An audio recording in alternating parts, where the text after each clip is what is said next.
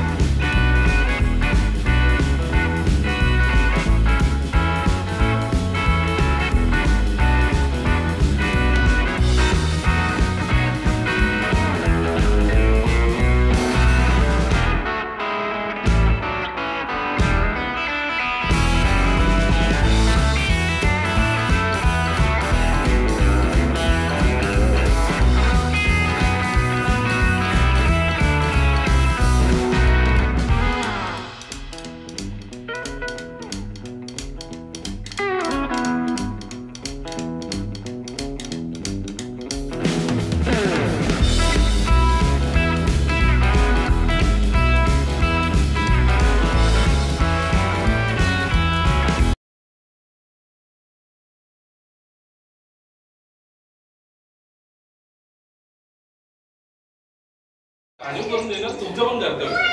आम्ही बोललं पाहिजे, आम्ही काम करतो करतो। पुरुष मंडळी दाखवू शकत नाही, तेच म्हणतो सर आहे, पण ते दाखवू शकत नाही कारण त्याच्या प्रकारचे जे त्यांना अनुभव येतात त्या अनुभवाने कडक होत जातात। तुम्ही बसा वरती बसा, तिकडे बसा, काय ना तिकडे बसू द्या।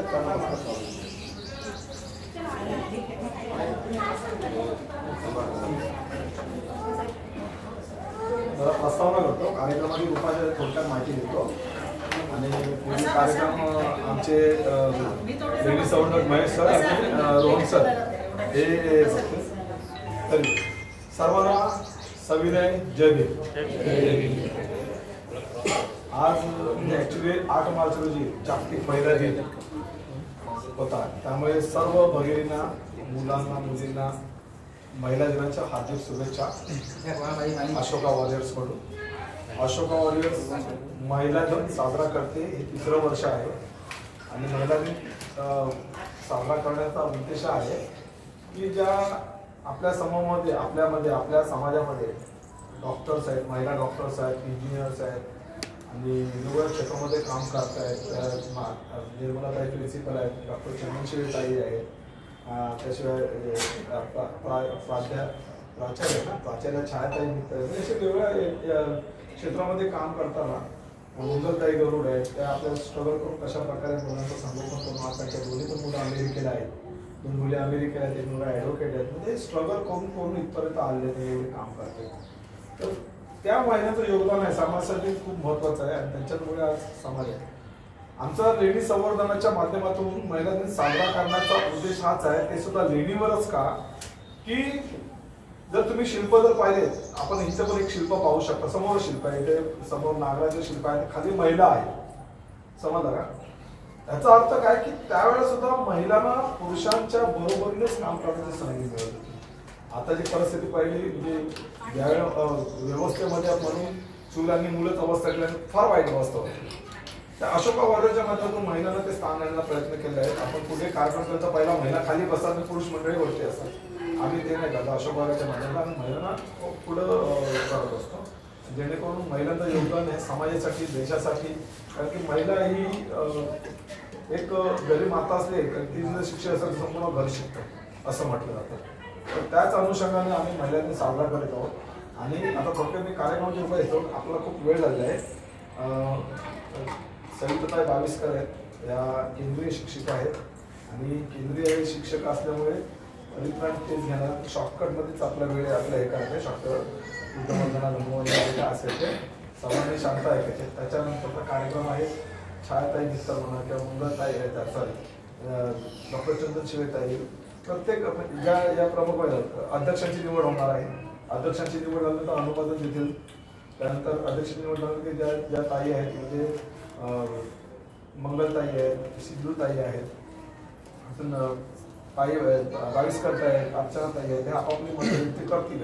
तुम्हाला काही आरोग्याबद्दल टिप्स पण देतील. त्यानंतर प्रत्येक महिला बहिणीने संधी भेटेल की आपल्याला काय करावं लागेल, आपण कशा प्रकारे काय करतो. लेडीज सोबत काय होतं आमचे ते सगळे कार्यकर्ते सांगतीलच, हां, पण आपण लेडीजजवळ काय करावं याची माहिती आमचे कार्यकर्ते सांगतील. परंतु प्रत्येक महिलेने 2 शब्द बोलावे. असं नाही आमच्याबद्दल बोला, तुम्ही तुमच्याबद्दलही बोला आणि आपण काय करू शकतो, काय करायचं ते सत्य करायचं. आणि ताई तुम्ही आता सुरुवात करा. या पुढे आहे काय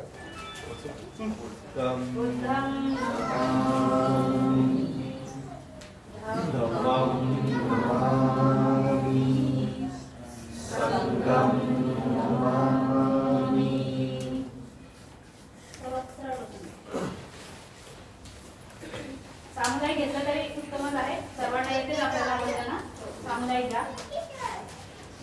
नमो तस्स भगवतो अरहतो सम्मा सम्बुद्धस्स. नमो तस्स भगवतो अरहतो सम्मा सम्बुद्धस्स. नमो तस्स भगवतो अरहतो सम्मा सम्बुद्धस्स. बुद्धं शरणं गच्छामि, धम्मं शरणं गच्छामि, संघं शरणं गच्छामि, द्वितीयंपि बुद्धं शरणं गच्छामि, द्वितीयंपि धम्मं शरणं गच्छामि, द्वितीयंपि संघं शरणं गच्छामि, तृतीयंपि बुद्धं शरणं गच्छामि, तृतीयंपि धम्मं शरणं गच्छामि, तृतीयंपि संघं शरणं गच्छामि. पाणातिपाता वेरमणि सिक्खापदं समादयामि. अभिन्नदाना वेरमणि सिक्खापदं समादयामि. कामेषु मिच्छाचारा वेरमणि सिक्खापदं समादयामि. मुसावादा वेरमणि सिक्खापदं समादयामि. सुरामेरयमज्जपमादठाना वेरमणि सिक्खापदं समादयामि. साधु साधु साधु. बुद्धपूजना वर्णागन्धगुणोपेतं एकं कुसुमसन्तति पूजयामि मुनिन्दस्य श्रीपादसरोरुहे. वन्दामि चैत्यं सर्वसर्वस्थानेषु पठितं शारीरिकधातु महाबोधि पुत्ररूपं सकलं सदा. धम्मपालन कथा घेऊया.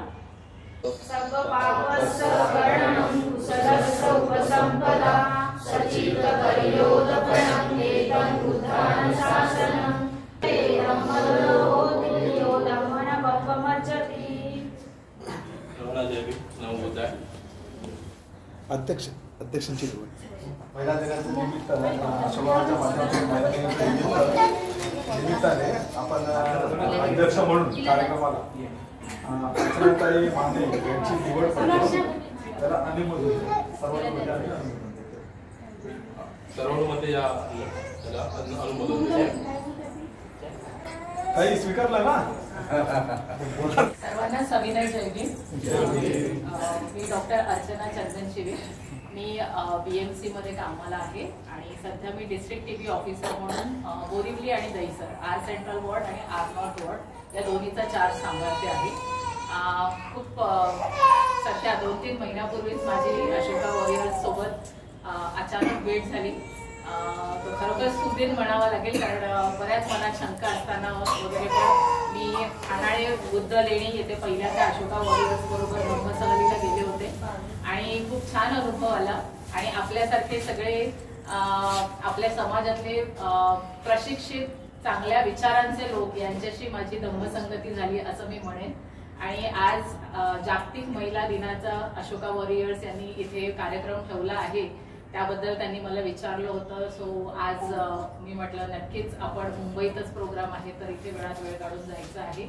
आणि सर्व आपल्या महिला भगिनींना जागतिक महिला दिनाच्या हार्दिक शुभेच्छा सर्वप्रथम देत आहे. आज आरोग्याबद्दल माहिती द्यायला मला सरांनी सांगितलं.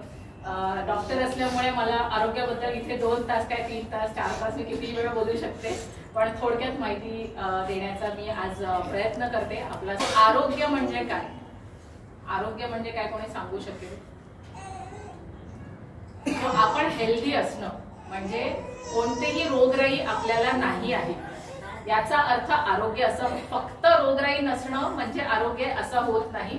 तर आपण मनाने सुद्धा प्रसन्न असलं पाहिजे, शरीराने सुद्धा तंदुरुस्त असलं पाहिजे आणि आपला आहार विहार हा अतिशय चांगला असला पाहिजे. तर याचा अर्थ होतो आरोग्य, की आपण आपल्या पूर्ण शक्तीने आपलं कोणतंही डेली रुटीन किंवा आपले जे काही आपलं कामं आहेत ते आपण करू शकतो. सो याचं एकदम ब्रॉड डेफिनेशन आहे आरोग्य म्हणजे तुमचं सायकोलॉजिकल हेल्थ, फिजिकल हेल्थ आणि आपलं ओव्हरऑल जे सोशल हेल्थ, वेलबिंग असं त्याला म्हणतात. सो आपण हेल्दी असणं म्हणजे पहिली गोष्ट तर आपले जे आरोग्याचे 4 खांब आहेत त्याचं आपण पालन सदैव केलं पाहिजे. तर हे 4 खांब कोणते आहेत? तर सगळ्यात पहिली गोष्ट म्हणजे आपण संतुलित आहार घेतला पाहिजे. ठीक आहे, पहिला खांब आरोग्याचा आहे आहार. त्याच्यानंतर दुसरा खांब आरोग्याचा आहे व्यायाम, एक्सरसाइज. सो सगळ्यांनी थोडी का होईना रोज स्वतःसाठी वेळ काढला पाहिजे आणि रोज एक 20 मिनिटं ते 30 मिनिटं कमीत कमी रोजच्या तुम्हाला जो जमेल तो व्यायाम तुम्ही केला पाहिजे. तुमच्या वयाप्रमाणे, तुमच्या हेल्थ प्रमाणे तुम्ही तो करू शकता, पण रोज वेळ काढून व्यायाम करणं याला खूप महत्व आहे. त्याच्याबरोबर आपला तिसरा खांब आहे सगळ्यात महत्वाचा झोप. आपली झोप जी आहे ती खूप महत्वाची आहे. आपल्या झोपेमध्ये आपले सगळे ऑर्गन्स काम करत असतात आणि आपला जो मेंदू आहे तो पूर्ण दिवसभर कार्यरत असतो. तर झोप ही अशी कालावधी आहे याच्यामध्ये मेंदू सुप्तावस्थेत जातो. सो पूर्ण मेंदू काम करायचं बंद नाही करत, पण थोडंसं त्याचं हिलिंग, रिपेअर जे काही वापर झालेला आहे त्याच्याबद्दल त्याचं पुन्हा रिजनरेशन पॉवर एक असते आपल्या शरीराची, तर ते सगळं रिजनरेशन आपल्या झोपेमध्ये होत असतं. तर झोप म्हणजे शांत झोप, कमीत कमी 7 ते 8 तासाची झोप व्यवस्थित रोज सगळ्यांनी घेतली पाहिजे. तुम्हाला माहिती आहे आजकालचं आयुष्य आपलं खूप धावपळीचं आहे, स्ट्रेसफुल आहे, सगळ्यांना खूप स्ट्रेस आहे, पण त्याच्यासाठी आपण आपल्या झोपेला कमी करता कामा नये. शांत झोप येणं हे आरोग्याचं एक लक्षण आहे. ठीक आहे, आणि त्याच्यानंतर चौथा आणि सगळ्यात महत्वाचा मी म्हणेन हा एक घटक आहे, आरोग्याचा खांब आहे, तो म्हणजे पॉझिटिव्ह मेंटल ऍटिट्यूड. म्हणजे तुमची विचारदृष्टी आहे ती नेहमी सकारात्मक असली पाहिजे. आणि मी आपल्या सर्वांना खूप भाग्यवान समजते की आपण बौद्ध धम्माचे अनुयायी आहोत आणि याच्यामध्ये आपण बऱ्याचशा गोष्टी लहानपणापासून जर आपण बौद्ध धम्म फॉलो करत असू तर आपण लहानपणापासून पॉझिटिव्ह थिंकिंग करत असतो. तर प्रत्येकाने स्वतःसाठी हे नेहमी निश्चित ठेवा की तुमच्या आजूबाजूला जे लोक आहेत सो त्याच्यामध्ये तुम्ही निवड करा की कोणत्या लोकांशी बोलण्याने तुम्हाला चांगलं वाटतं, पॉझिटिव्ह वाटतं, किंवा ज्यांच्या संगतीने तुमचा प्रगती होणार आहे किंवा त्यांच्या बोलण्यातून तुम्हाला काहीतरी फायदा होतोय, तुमची कोणतीतरी आर्थिक किंवा सामाजिक किंवा शैक्षणिक प्रगती होते, अशा लोकांबरोबर तुम्ही नेहमी राहत जा. जे लोक निगेटिव्ह बोलतात त्यांच्यापासून दूर राहायचं. ज्यांचं निगेटिव्ह ते आपल्यावर गार्बेज डंप करत असतात ते आपण घ्यायचं नाही. आणि आपण स्वतःहून मनातून स्वतःला आत्मविश्वासपूर्ण जीवन जगण्यासाठी नेहमी पॉझिटिव्ह विचार करणं, सकारात्मक दृष्टीने विचार करणं हे खूप महत्वाचं आहे. तो सगळ्यांनी हे 4 खांब आहेत. आणि आपण तेलाचं प्रमाण कमीत कमी खायचं आहे. आणि पिष्टमय पदार्थ म्हणजे ज्याला कार्बोहायड्रेट्स म्हणतात ते सुद्धा कमी खायचं आहे. प्रथिने जास्तीत जास्त प्रोटीनयुक्त डाएट घ्यायचं आहे जेणेकरून आपली इम्युनिटी चांगली राहते. आणि त्याचबरोबर आपल्या आहारात नेहमीच्या फायबरचं प्रमाण पण जास्त असलं पाहिजे जे आपण जास्त घेत नाही. इंडियन डाएटमध्ये आपण पालेभाज्या फळं यांचा समावेश रोजच्या डाएटमध्ये किंवा नेहमीच्या रोजच्या जेवणामध्ये केला पाहिजे ज्याच्याकरून आपली जे आतड्यांची शक्ती आहे ती चांगली राहते.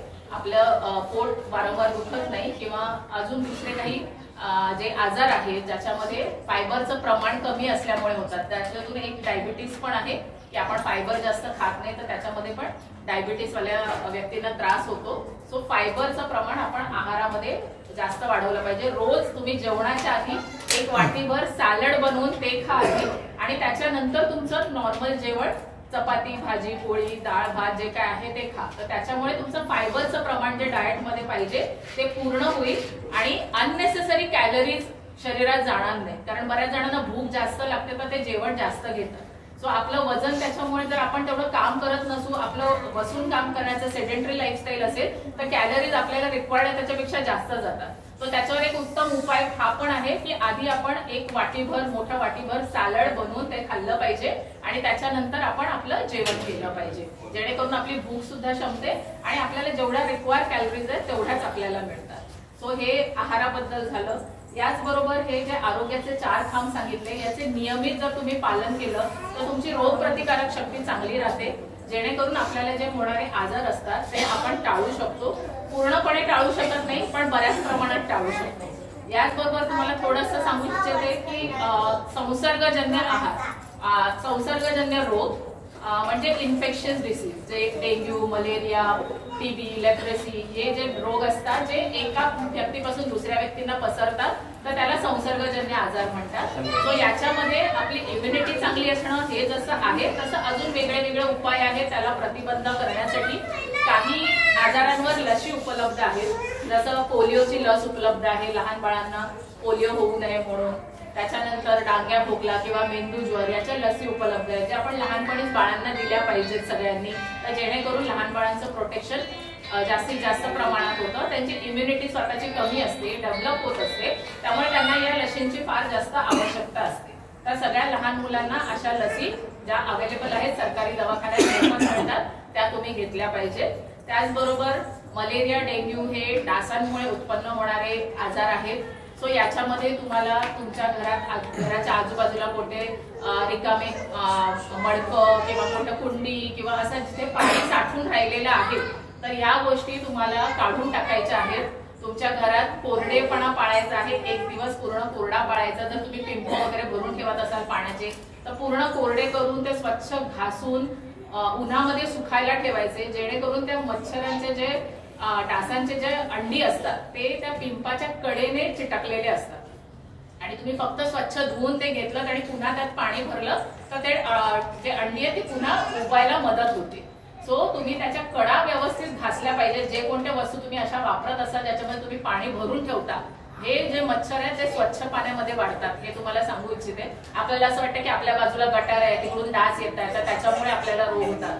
तर न्यूसन्स करणारे डास वेगळे असतात आणि मलेरिया डेंग्यू पसरवणारे डास वेगळे असतात. तर ते आपल्या घरामध्येच असे काहीतरी वस्तू असतात ज्याच्यामध्ये पाणी साठा होत असतो नेहमी आणि जे कोरडे केले जात नाहीत आपल्याकडून तर त्यामुळे त्या डासांची उत्पत्ती नेहमी आपल्या घरातच आतमध्ये म्हणजे तुम्ही किती जाळ्या लावल्या तरी त्याच्यामध्ये काही फरक पडणार नाही. तर अशा वस्तू शोधून आपण घरातल्या आयदर त्या काढून टाकायच्या असतील तर काढून टाकणं योग्य राहील नाहीतर मग त्या स्वच्छ करून एक दिवस पूर्ण कोरड्या करून आपण उन्हात सुकवल्या पाहिजेत आणि नंतर पुन्हा वापरल्या पाहिजेत.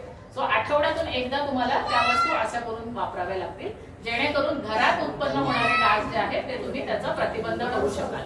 त्याचबरोबर असंसर्गजन्य रोग आहेत.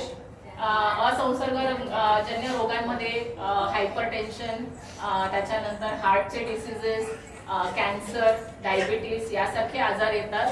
एक मी तुम्हाला अजून एका रोगाविषयी सांगू शकते ज्याची मी आता सध्या स्पेशलिस्ट आहे तर ट्युबरक्युलोसिस टीबी म्हणजे क्षयरोग. सो क्षयरोग हा एक इन्फेक्शियस डिसीज आहे. खूप पूर्वापार भारतामध्ये चालत आलेला डिसीज आहे.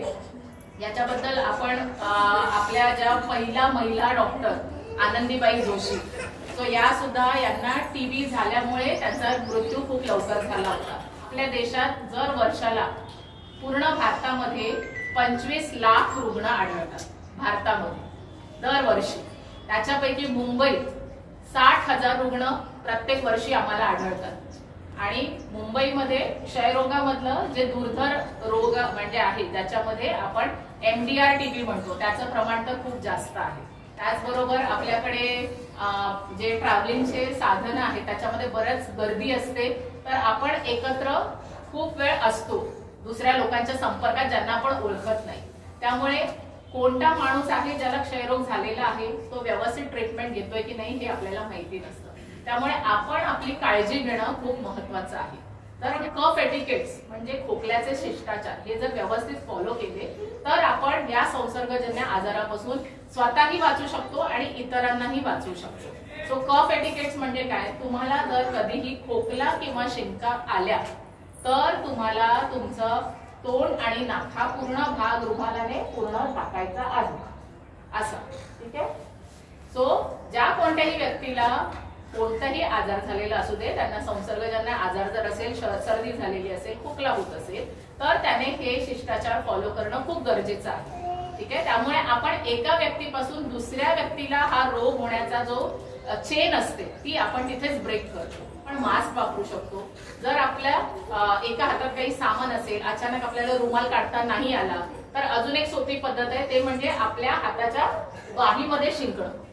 ठीक आहे. जर तुम्हाला अचानक शिंक आली खोकला आला तुम्हाला अचानक रुमाल काढायला नाही झाला तर तुम्ही असं करू शकता. फक्त असं करून त्याच्यामध्ये आपण शिंकलं किंवा खोकलं पाहिजे. तर हा अगदी सोपा प्रतिबंधात्मक उपाय आहे आणि एका व्यक्तीपासून दुसऱ्या व्यक्तीला होऊ नये त्याच्यासाठी वाचण्यासाठी हे कफ एटिकेट सगळ्यांनी फॉलो करणं खूप गरजेचं आहे. आम्ही हे टेस्ट सरकारी दवाखान्यामध्ये मोफत आहेत. त्याच्यावर पूर्णतः मोफत उपचार मिळतात. याचबरोबर टीबीचा कमीत कमी उपचार जो आहे तो 6 महिन्यांचा घ्यावा लागतो. रेग्युलर उपचार घ्यावा लागतो. तो मध्येच थांबवायचा नाही. मध्येच जर थांबवला तर त्या व्यक्तीला MDR क्षयरोग होण्याचा जास्त चान्स असतो. त्याबरोबर व्यवस्थित प्रोटीनयुक्त आहार कोणताही तुम्हाला जर आजार झाला तर तुम्ही प्रोटीनयुक्त आहार घेण्याचा जास्तीत जास्त ट्राय करा. नॉनव्हेज घेत असाल तर अंडी मांस मच्छी तुम्ही खाऊ शकता. रोजच्या जेवणामध्ये थोड्या प्रमाणात इन्क्लूड करू शकता. जर कोणी व्हेजिटेरियन असेल ते खाऊ शकत नसेल तर पनीर टोफू किंवा कडधान्य दुधाचे पदार्थ हे जर तुम्ही तुमच्या आहारात इन्क्लूड केले तर त्याच्यामार्फत तुम्हाला प्रोटीनची तुमची जरुरी जी आहे शरीराची आपलं हिलिंग होण्याची ताकद जी आहे ती त्याच्यामुळे वाढते. त्यामुळे आणि कोणाला काही मदत हवी असल्यास कोणाला कधी काही त्रास वाटला तुम्हाला काही मदत हवी असेल तर नक्कीच माझ्याशी संपर्क साधा. आपल्या अशोका वॉरियर्सच्या सगळ्या मेंबर्सकडे नंबर आहे. बरेच जण जे ग्रुपमध्ये आहेत त्यांना माझा नंबर दिसेल. सो तुम्हाला कधी काही शंका वाटली तुम्हाला काही मदत हवी असेल आपल्या मुंबईच्या सरकारी दवाखान्यातून उपचार घ्यायचे असतील तर तुम्ही माझ्याशी संपर्क करू शकता. सो एवढे बोलून मी माझे 2 शब्द संपवते आणि सगळ्यांना धन्यवाद. अभिनंदन तुमचं. चांगल्या प्रकारे आपल्या भगिनींना एक चांगला एक ॲडवाईस पण दिला. आहाराबद्दल सुद्धा माहिती दिली आणि खूप छान गोष्टी कळाल्या ज्या आम्हाला सुद्धा माहीत नव्हत्या. तर अजून एक विनंती करतो ज्या आपल्या भगिनी आहेत मंगला गरुड त्यांना विनंती करतो की मंगलाताईने आपला अनुभव कथन करावा. त्यांनी कशा प्रकारचं स्ट्रगल करून परिस्थिती नसताना सुद्धा त्या परिस्थितीमधून मुलांना असं शिकवलं. प्रत्येकाला शिकण्यासारखं आहे. डगमगण्यापेक्षा ना ज्या येणाऱ्या भगवान गौतम बुद्ध परमपूज्य डॉक्टर बाबासाहेब आंबेडकर यांना दिलवार अभिवादन करते. ज्या महापुरुषांनी महामातांनी महिला उद्धारासाठी किंवा महिला हक्कांसाठी जे बलिदान दिले आहे त्याबद्दल त्यांना मी दिलवार वंदन करते आणि महिला दिनाच्या तुम्हा सर्वांना शुभेच्छा देते. आमच्या आदिल सरांनी मला खूप प्रोत्साहन दिलं की ताई तुम्हाला 2 शब्द बोलायचे आहे कारण तुम्ही जे मुलांना आज शिकून एवढं मोठं शिक्षण देऊन उच्च पदावर नेऊन केलंय पण शिक्षण द्यायचं मुलांना हे मी मनाशी ठरवलं होतं की काही झालं तरी माघार घ्यायची नाही. कितीही कठीण प्रसंग आला तरी आपण त्यातून मागे वळायचं नाही. आपण मुलांना एकदम म्हणजे उच्च शिक्षण द्यायचं. असं करता करता माझं वर्ष चालले. काय करायचं पुढे मुलांना इंग्लिश मीडियम मध्ये टाकायचं की मराठी मीडियमला टाकायचं. घरात वाद सुरू झाला. मराठी मीडियमला टाकलं तर पैसे कमी लागतील. इंग्लिश मीडियमला टाकलं तर पैसे लागतील, तुमच्याकडे तेवढे आनंद चालू झाले. पण मी म्हटलं नाही, मला माझ्या मुलांना मी इंग्लिश मिडियमला शिकवणार. मी जिद्द केली. भले मला मी एक टाइम उपाशी राहील, पण मला माझ्या मुलांना उच्च शिक्षण द्यायचंय. भले त्यांना किती मला सगळं काही पुरवायला लागलं, माझं कुठलंही मला नाही मिळालं तरी चालेल, मी त्यांच्यासाठी मी सगळा त्याग केला. आणि मुलांना तिघांनाही इंग्लिश मिडियम मध्ये चांगल्या हायस्कूलमध्ये टाकलं, त्यांना शिकवलं. सगळ्यात छोटं होतं की माझी आई बुद्धमाता महिला मंडळ आहे, त्यामध्ये ती माझी आई त्याच्यात असायची. आणि पहिल्यापासून आमचं धम्माच्या बाबतीत आमची आई खूप म्हणजे एकदम अग्रेसिव्ह होती. तिला खूपच म्हणजे आवड होती धम्माची. तिने ठरवलं की आपल्या आईने जे आपल्याला संस्कार घडवले, भले गरीब परिस्थिती होती पण तिने आपल्याला जीव लावून सांभाळलं, तिने चांगले संस्कार घडवले, ते आपण विसरता कामा नाहीये. आणि मग आईने जे संस्कार दिले तेच मी माझ्या मुलांना पण रुजवले की आपण शिक्षणानेच पुढे जाऊ शकतो. बाबासाहेबांनी काय सांगितलं की शिक्षण घ्या, शिक्षण हे वाघिणीचं दूध आहे, जर ते जो पिल तो गुरगुरल्याशिवाय राहणार नाही. एवढीच खंत वाटते की माझ्या मुलांना मी शिक्षणाचा खर्च देऊ शकले, पण त्यांना अदर ऍक्टिव्हिटीजची खूप आवड होती, पण ते मी त्यांच्यासाठी मी नाही करू शकले. नाही, ती खंत माझ्या मनात अजूनही. कारण हा अहोरात्र पुस्तकं वाचा, शिक्षण घ्या, अभ्यासात चांगले अव्वल व्हा, चांगल्या परीक्षा पास होत राहा, असं करत करत मुलांनी माझ्या त्यागाची म्हणा किंवा माझ्या सगळ्या गोष्टीची त्यांना जाणीव झाली. आणि ते विचार केला की आपल्याला इथे राहून काय होणार नाही, आपण काहीतरी दुसरा पर्याय शोधला पाहिजे. मग तिने बाबासाहेबांना, बुद्धांना सगळी पुस्तकं वाचली, शाहू महाराजांची पुस्तकं, फुलेंची पुस्तकं, सर्व असा तिने खूप अभ्यास केला. आणि मग नंतर तिने ठरवलं की नाही, आता काहीतरी तिने मला वाटतं कॉन्फरन्समध्ये भाग घेतला याला लंडनला, आणि तिची निवड झाली. मग तिला 21व्या वर्षी तिला लंडनला आमंत्रण आलं की तुम्ही या म्हणून, दलित याच्यासाठी तुम्ही बोलायचंय म्हणून. मग ती लंडनला 21व्या वर्षी गेली. पण पूर्ण तिच्यामध्ये जो बदल घडला तो खूप म्हणजे अक्षरशः वेगळा होता. तिने काय केलं, तिकडनं आल्यानंतर परत तिने ऍडमिशन घेतलं, परत तिचं पुढचं शिक्षण पूर्ण केलं, PhD करायची. मी PhD साठी मला अमेरिकेला जायचंय. स्कॉलरशिप तिला मिळाली आणि मग ती PhD करायला गेली अमेरिकेला. मग त्याच्यात ती मुलगी पण मग ती पण म्हणाली मी पण जाते अमेरिकेला. मग तीही गेली. मग मुलगा माझा राहिला. मुलगा मग त्याने पण ठरवलं की नाही, आपण पण चांगलं शिक्षण घ्यायचं. मग त्याने LLB केलं. LLB चांगल्या मार्काने पास झाला. मग 2 वर्ष त्याने IASचा जरा अभ्यास केला, स्टडी केला. त्यातून त्याचं नाही झालं, बॅडलक झालं. आणि मग पुन्हा मग त्याने आता प्रॅक्टिस चालू केली. अशी ही माझ्या जीवनाची जर्नी होती. आणि असे माझे प्रसंग मी तुम्हाला शेअर केले. मला खूप आनंद वाटला तुमच्या सोबत हे सगळं माझे जे 2 शब्द मी तुम्हाला सांगितले तुम्ही ऐकून घेतले. मला खूप बरं वाटलं.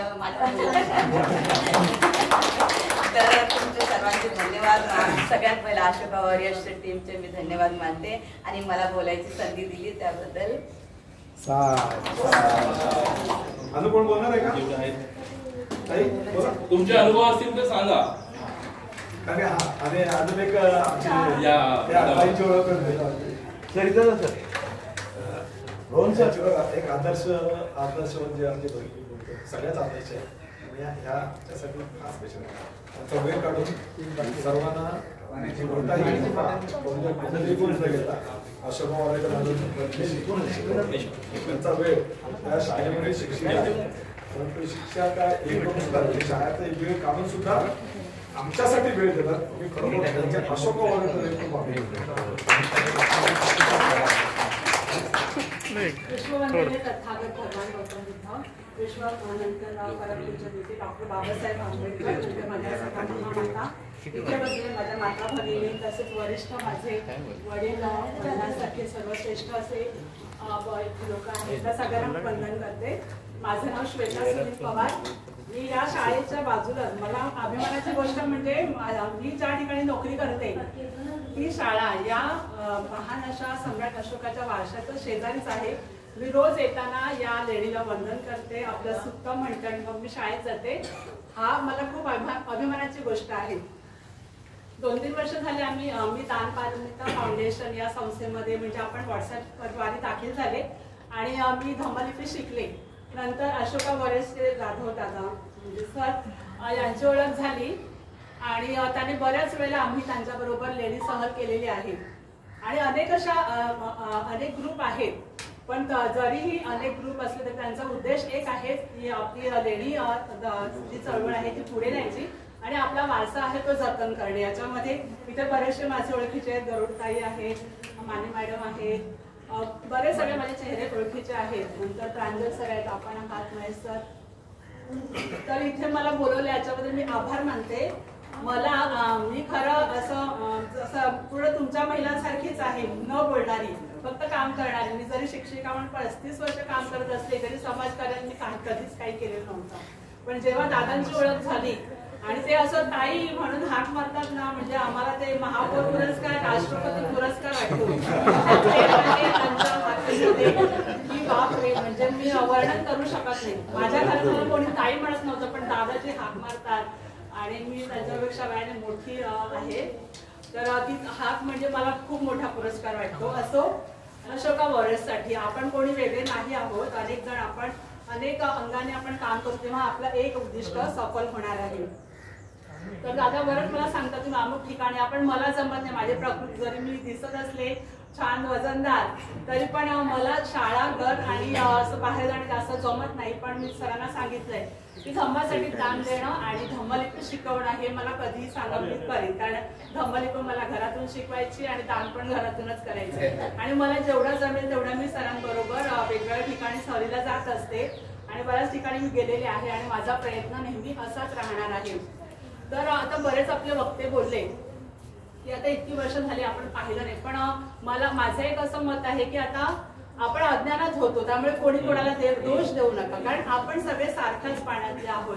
मला पण आताच 50 वर्षानंतर कळलं की मला खूप ज्ञान मिळवायचे. आपल्याला आदर होता धम्माबद्दल, पण माहिती म्हणजे तेवढी सखोल नव्हती. आता महेश सरांनी किती छान सांगितलं, मला माहित नाही. मला कधी कधी असं वाटतं की शाळा नोकरी सोडूया आणि वाचन करूया आणि आधी आपण ज्ञानी होऊया. तर ज्ञानी होण्याची ही संकल्पना आपली प्राचीन आहे आणि आपण त्याचे वारसदार आहोत, हो की नाही. आणि डॉक्टर बाबासाहेबांनी पण सांगितले की प्रत्येक माणसाचं उद्दिष्ट हेच असायला पाहिजे की त्याने आपल्या बुद्धीचा सर्वांगीण विकास करायला पाहिजे. आपण बुद्धिजीवी लोक आहोत, बुद्धाचे अनुयायी आहोत आणि नक्कीच आपण हे साध्य करू. आपण सगळे सारखे आहोत, सगळ्यात सुरुवात केलीच आहे, तर एकत्र करूया. आणि तर सध्या जो महत्वाचा प्रश्न आहे अनिल दादांचं, तर लेडी संवर्धनामध्ये इतकं काम आहे, मला वाटतं ते गरज म्हणून ते नोकरीला जातात आणि नंतर सुवर्णाताईंकडनं डबा घेऊन ते बाहेरच असतात. म्हणजे ते अजिबात घरी नसतात, म्हणजे घरी नसणाऱ्या व्यक्ती म्हणजे अनिल दादा म्हणजे आता आपण सगळं महिला खूप वाटते की काय काय करा, पण आपल्याला खूप मर्यादा येतात. घर सांभाळायचं असेल, नोकरी असेल, नोकरी असते, पण आपली सद्भावना नेहमीच आपल्या भावांबरोबर, लहान मोठ्यांबरोबर असते. तरुण मंडळीच्या खूपच छान आहे दादांबरोबर. आणि माझा प्रयत्न असेल की मी असे नवीन तरुण काय करेन, गोळा करून सरांकडे आणून देईन. ते म्हणजे मला नाही करता येत, तर असं एक मी तरुण शोधलेला आहे पुण्यातला, मी सरांना देणार आहे. माझ्या नोकरीमध्ये सुद्धा मी जेवढी वर्ष नोकरी केली त्याच्यामध्ये मी लहान मुलांना, माझ्याकडे पहिलीपासून 10वी पर्यंतची मुलं असतात, त्यांना मी महामानवांचे विचार देत असते आणि वैज्ञानिक दृष्टिकोन देत असते. आणि शिवाय हा पूर्ण एरिया मला माहित आहे, मी त्या एरियात जाऊन म्हणजे शाळा बाहेर मुलं आहेत त्यांना आणून त्यांना शाळेच्या प्रवाहात दाखल करते. शाळेचं कोणी करते, पण मला ते माझं नैतिक कर्तव्य वाटतं आणि एवढं मी करते. त्याच्यानंतर आणखी अभिमानाची गोष्ट म्हणजे माझाच एक विद्यार्थी गणेश गायकवाड, एकदा मी सरांबरोबर गेले होते एका कार्यक्रमात, तर त्याने माझा सत्कार केला आणि घरी घेऊन गेला. आणि त्याने काय केलं असेल तर त्याने एक धम्मलिपीचं पुस्तक मला भेट दिलं आणि तो मला वाटतं श्रामणेर शिबिराला ते बसले होते, तर त्यांना जे धम्मदान मिळालं होतं त्याच्यातली 50 रुपयाची करकरीत नोट मला दिली. त्याच्यातली मी ती कायमची जपून ठेवलेली आहे, म्हणजे अशी छान बॉक्समध्ये. माझ्या विद्यार्थ्याने मला दिलेली ही भेट सगळ्यात मौल्यवान आहे. तुम्ही सगळे मौल्यवान आहे, सगळ्यांच्या ठाई बुद्धत्वाचा अंश आहे, हे नक्कीच त्या सगळ्यांना मी वंदन करते. असंच आपण एकत्र राहूया. मला जेवढं शक्य तेवढं मी काम करणार आहेच. तुम्हाला पण सर्वांना शुभेच्छा. दादांना खूप खूप धन्यवाद. सर्वांना सुखाचं असं मंगल दीर्घ आयुष्य लाभू दे, सुखबळ लाभू दे आणि हे आपलं धम्माचा जो वारसा आहे तो आपण अखंड ठेवूया. नमो बुद्धाय. जय हिंद.